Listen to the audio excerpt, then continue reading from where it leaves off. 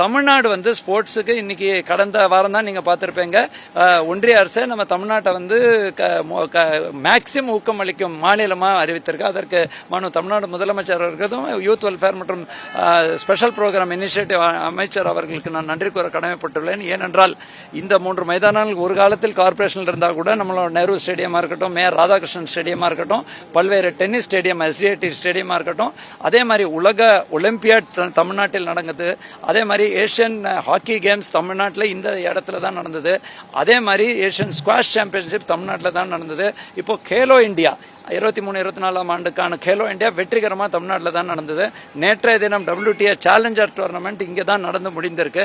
இது எல்லாம் வந்து ஜஸ்ட் செஸ்ல நீங்க பாருங்க, 75 கிராண்ட் மாஸ்டர் 25 தமிழ்நாட்டில் இருக்காங்க.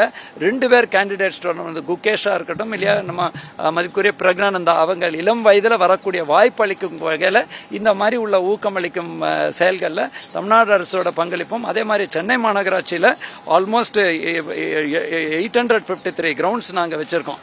அந்த மாதிரி உள்ள இதுல பல்வேறு விளையாட்டுக்கு நாங்களும் ஊக்கமளிக்கும் வகையில் செயல்படும் பொழுது எங்களுக்கு இந்த வாய்ப்பு போஸ்டல் டிபார்ட்மெண்ட் கொடுத்ததுக்கு நன்றி சொல்றேன். மாநகராட்சியோட வளர்ச்சிக்காக மாநகராட்சியோட கிரவுண்ட் இல்லாமல் போயிருக்கு, சில கிரவுண்ட் ஆக்கிரமிப்பு பணிகள் நடக்குது. இல்ல ஃபர்ஸ்ட் வந்து அந்த நம்பர்ஸே தப்பா நிறைய பேர் சொல்லுவாங்க. மாநகராட்சியை பொறுத்த வரைக்கும் ஆல்மோஸ்ட் 800க்கு மேல நம்ம கிரவுண்ட்ஸ் வச்சுட்டு இருக்கோங்க. அதுல நம்மளோட கிரவுண்ட்ஸ் தான் இன்ஃபேக்ட் நம்ம வந்து அந்த ஒரு இதுக்கு நலனுக்காக தான் SDITங்கிறது மாநில அரசோட ஒரு அமைப்பு, அதுக்கு வந்து கொடுத்து இந்த உலகத்தர வாய்ந்த வசதிகள் பண்றோம். மற்ற ஓரிரு இடங்கள்ல அந்தந்த பகுதிகளில் நம்ம கிரவுண்ட்ஸை வந்து டெவலப் பண்ணிட்டே போயிட்டு இருக்கோங்க.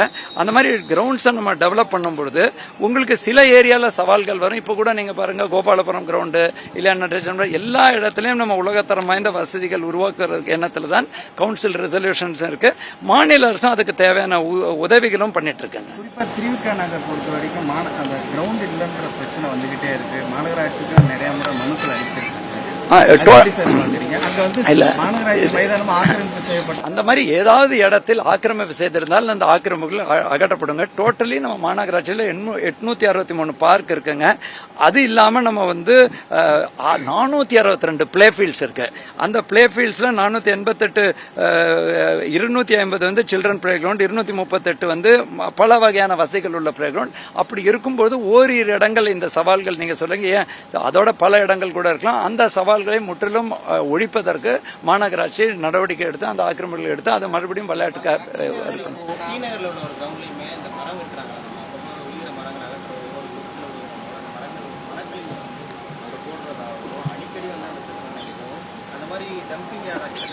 இல்ல அது இல்ல இந்த இது வந்து ஒரு உண்மையான கருத்துங்க நீங்க சொன்னது. அதை நான் என் கவனத்துக்கு மட்டும் வராம நானும் நேரடியாக நிறைய இடத்துல விளையாட்டு வீரர்களோட போறேன். பல கிரவுண்டுகளில் வந்து மழைநீர் வடிகால் பணியோட டெப்ரி போடுறதுக்கும், அதே மாதிரி இந்த மாதிரி மழை கிளைகள் வெட்டுறதுக்கும், இந்த மாதிரி மைச்சாங் கோயிலுக்கு அப்புறம் அப்படி பயன்படுறதுக்கு வந்த எங்க கவனத்துக்கு வந்து முற்றிலும் விளையாட்டுன்னா விளையாட்டுக்காக தான் பயன்படுத்த வேண்டும்னு ஸ்ட்ரிக்டா அதை இம்ப்ளிமெண்ட் பண்ணி அந்த மாதிரி எங்கெங்க அப்படி இருக்கோ அதை அப்புறப்படுத்தும் நிகழ்ச்சியில் நாங்கள் இருக்கிறோம். அதே மாதிரி இந்த மாதிரி மறுபடியும் பண்ணக்கூடாதுங்கிறதுக்கு நடவடிக்கை எடுப்பாங்க. செய்திகளை உடனுக்குடனும் துல்லியமாகவும் தெரிந்து கொள்ள சப்ஸ்கிரைப் பண்ணுங்க.